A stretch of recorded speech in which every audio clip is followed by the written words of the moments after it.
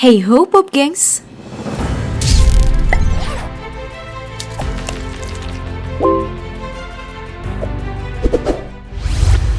Banyak yang bilang belajar sejarah tuh yang membosankan. Padahal penting banget sih. Kita bisa melacak kebenaran peristiwa yang terjadi di masa lalu biar gak gampang dibohongin. Nah, salah satu cara belajar sejarah yaitu dengan mempelajari artefak benda-benda arkeologi. Nah, kali ini Daftar Populer bakal membahas tentang misteri artefak kuno Indonesia yang mendunia.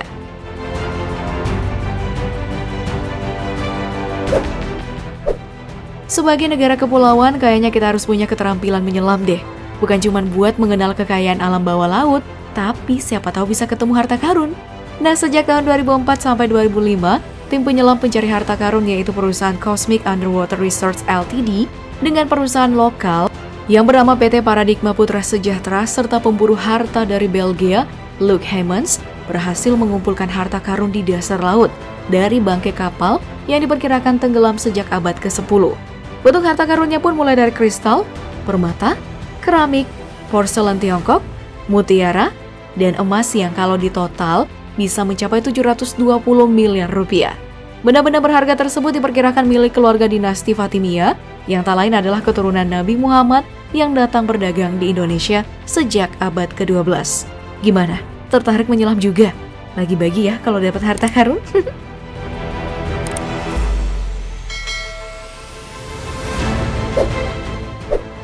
Pengen lihat warisan budaya dunia? Nah, ternyata Indonesia punya 8 warisan budaya dunia yang tercatat oleh UNESCO. Salah satunya adalah sistem subak sebagai manifestasi dari filosofi Trihita Karana. Nah, subak ini adalah sebuah organisasi kemasyarakatan yang mengatur debit air irigasi ke setiap areal persawahan. Pura Tirta Empul ini adalah salah satu bagian kecil dari sebuah sistem irigasi purbakala canggih peninggalan masyarakat Bali. Nah, selama lebih dari 1000 tahun, umat Hindu Bali tertarik ke tempat yang juga dikenal sebagai kuil air suci ini. Karena dikatakan air suci ini telah diciptakan oleh Dewa Indra. Tapi sebenarnya bukan hanya itu. Sistem irigasi yang canggih inilah yang membuat tempat ini memiliki daya tarik tinggi. Orang harus tahu kalau ribuan tahun lalu nih, masyarakat Bali punya sistem irigasi yang ekosistemnya berjalan sendiri, membagi air secara adil dan merata tanpa ada campur tangan pemerintah pusat. Sistem ini terintegrasi dengan unsur budaya dan agama dengan filosofi Trihita Karana atau 3 penyebab terciptanya kebahagiaan, yaitu manusia dengan Tuhan, dengan alam lingkungannya, dan dengan sesamanya. Nah, cuman di Bali nih ada kayak gini. Pantesan ya Obama bela-belain datang ke sana.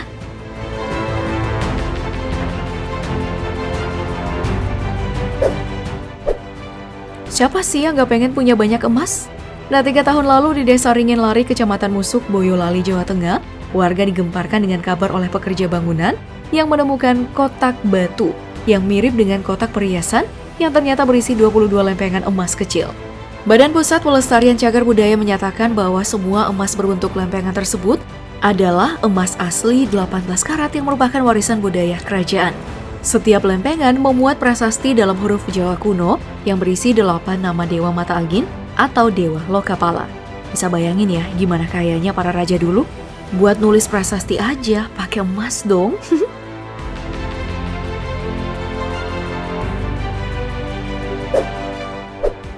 Gara-gara kebakaran hutan dan lahan baru-baru ini, kawasan gambut di Kecamatan Cengal, Kabupaten Ogan Komering Ilir di Sumatera Selatan menjadi mudah diakses oleh para pencari harta karun. Kabar mengenai lokasi ini udah tersebar sejak tahun 2005 lalu saat seorang warga menemukan cincin emas di halaman rumahnya. Nah, sejak saat itu, hingga kini telah ditemukan seperti perhiasan kuno mata kucing berbentuk kalung buatan Mesir dan negara Indo-Pasifik, serta perhiasan kuno lainnya. Setelah diteliti dari bentuk serta ukiran, terungkap bahwa emas-emas tersebut adalah buatan zaman Kedaulatan Sriwijaya abad ke-9 hingga abad ke-14. Temuan artefak itu semakin menguatkan bahwa kawasan pesisir timur Sumatera dulu merupakan kawasan perdagangan atau pelabuhan besar Kerajaan Sriwijaya hingga Kesultanan Palembang. Wow!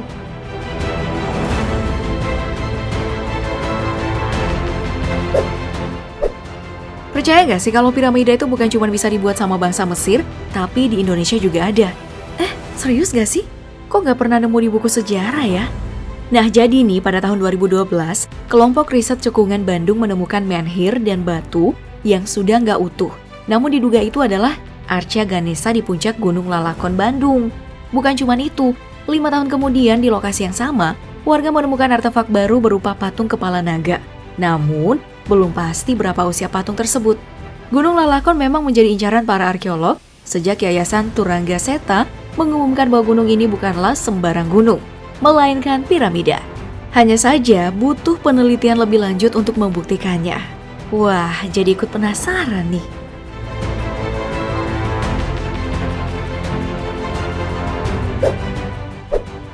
Siapa sih yang gak bakal loncat kegirangan kalau niatnya cuma pengen cari tiram, malah dapat emas?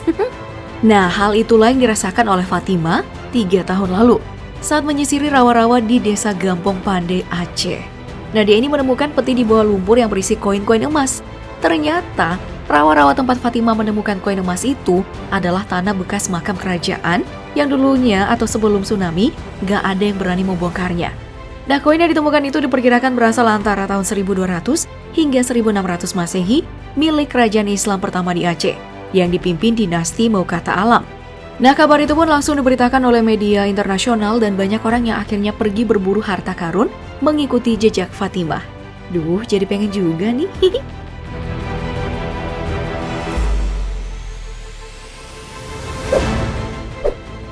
Seorang pemburu harta karun asal Australia diburu oleh kepolisian Indonesia pada tahun 2000 karena dituduh telah menjara artefak-artefak berharga di perairan Nusantara. Ia dan tim arkeolog sewaannya menemukan arsip VOC yang menyatakan bahwa ada kapal Texing yang karam pada tanggal 6 Februari 1822 dan dijuluki Titanic of the East atau Titanic dari Timur. Mereka pun berhasil menemukan 360.000 porselen yang berasal dari Tiongkok dari era dinasti Ming, dan ini menjadi temuan gerabah terbesar dalam sejarah. Ya, pantas saja sih dikejar-kejar polisi. Pasti uang hasil lelang itu banyak banget ya.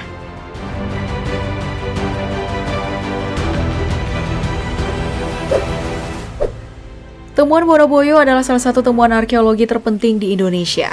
Temuan yang pernah dipamerkan di Australia ini terdiri dari aneka benda berharga seperti guci, perhiasan, baskom, gayung, baki, pipa rokok, dan macam-macam lah pokoknya. Dan totalnya itu 14,9 kg emas dan 2 kg perak. Bahkan temuan ini memperlihatkan bukti awal sistem mata uang di Jawa. Uang emas atau tahil berbentuk seperti biji jagung berasal dari abad ke-9. Selain itu, temuan ini juga menjadi penting karena mengungkapkan kekayaan, ekonomi, serta pencapaian seni budaya pada masa Kerajaan Medang pada abad ke-9. Penemuan yang pada tanggal 17 Oktober 1990 ini juga menampilkan kesenian yang halus serta memamerkan keahlian teknik dan pencapaian estetika para pandai emas Jawa kuno.